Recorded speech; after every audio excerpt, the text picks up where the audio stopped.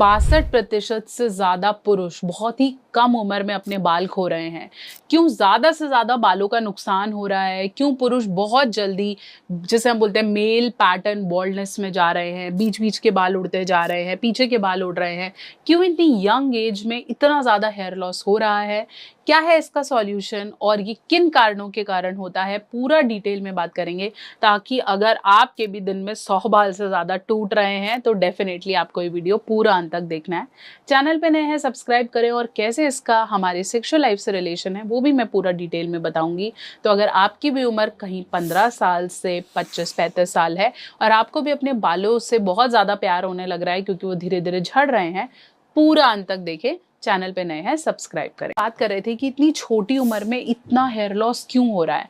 पहले के ज़माने में डेफिनेटली एक उम्र के बाद आपके बाल धीरे धीरे झड़ने लग जाते थे, हम बहुत ज़्यादा ऑयलिंग भी करते थे, हम बहुत ज़्यादा ध्यान भी रखते थे। लेकिन आजकल डेफिनेटली बहुत कम उम्र में बाल सफ़ेद भी हो रहे हैं, बाल झड़ भी रहे हैं।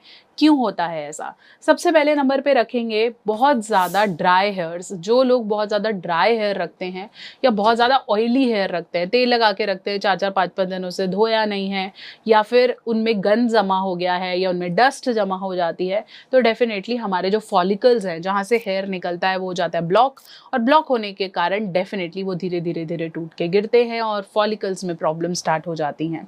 इसलिए बहुत ज़्यादा ड्राई रखना, एक्सेसिवली ड्रायर यूज़ करना ना, या बहुत बहुत देर तक ड्रायर चलाते रहे तो वो नुकसान करता है। दूसरा, एक्सेसिव हीट बहुत हमारे बालों के लिए बहुत ज़्यादा रेकमेंडेड नहीं है। जो लोग यही ड्रायर्स की बात कर रही हूँ या जो हेयर ट्रीटमेंट्स की बात कर रही हूँ, डाइस की बात कर रही हूँ, कलर्स की बात कर रही हूँ, ये ठीक नहीं है। अगर आप बहुत ज़्यादा एक्सपेरिमेंट करते हैं, बहुत ज़्यादा अपने बालों के साथ खेलते हैं, तो बराबर की केयर भी करनी पड़ेगी। उसे आप हवा में नहीं छोड़ सकते कि ठीक है अब हमने कर लिया तो कर लिया। It's not good. Third, pollutants बहुत हैं। एक तो एक्सेसिव धूप, इतना आप लड़के गाड़ियाँ चला रहे हैं, बाइक्स है, इधर उधर जा रहे हैं, इससे क्या है, इतना पॉल्यूशन है, इतना पॉल्यूटेंट्स हैं कि वो उससे नुकसान हो रहा है, and definitely it is not recommended. तो क्या है कि पॉल्यूशन की वजह से इतने सारे जो हमारी गाड़ियों से धुएं निकल रहे हैं, फैक्ट्री से निकल रहे हैं, वो कहीं ना कहीं नुकसान कर रहे हैं। फोर्थ है हमारा लाइफस्टाइल। हम जो खाना खा रहे हैं वो हमारे हेयर हेल्थ के लिए बहुत ज़्यादा अच्छा नहीं है। इसलिए वो लोग जो हेयर ट्रांसप्लांट कराते हैं या इस तरह की चीज़ें करते हैं, उन्हें डेफिनेटली अपनी डाइट का ध्यान रखने को बोला जाता है, क्योंकि अच्छे हेयर ग्रोथ के लिए आपकी डाइट बहुत इंपॉर्टेंट रोल प्ले करती है।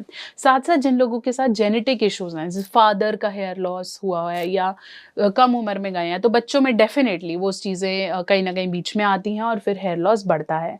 वो लोग जो काफ़ी समय तक कुछ कैप्स लगा के रखते हैं या फिर हेलमेट्स लगाते हैं या फिर बहुत ज़्यादा गर्मी में रहते हैं, उनके लिए नुकसान होने की सिचुएशन बढ़ जाती है। इसके अलावा जिन पुरुषों को बहुत ज़्यादा हेयर लॉस होता है, जैसे जिन्हें थायराइड है या फिर किसी तरह की मेडिकल कंडीशन है, कोई ऑटो इम्यून डिसीज है या रेगुलर फीवर होता है, इन कंडीशन में भी हेयर लॉस बढ़ जाता है।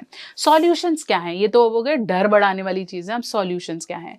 सॉल्यूशन ये है कि आपको एक तो प्रोटीन रिच डाइट लेना है, रेगुलरली हेयर वॉश। लड़कों के बाल कम होते हैं तो वो रोज़ वॉश कर सकते हैं, लेकिन एक्सेसिवली ड्रायर और एक्सेसिव शैम्पूज या हार्ड कंडीशनर्स का इस्तेमाल नहीं करना है।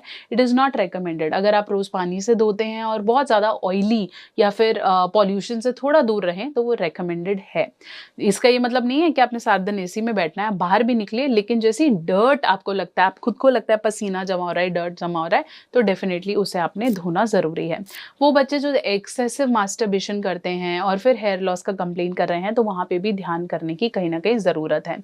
आपकी बॉडी में प्रोटीन काफ़ी ना काफ़ी हेयर की ग्रोथ के लिए हेल्प करता है, तो उसका ध्यान रखना है।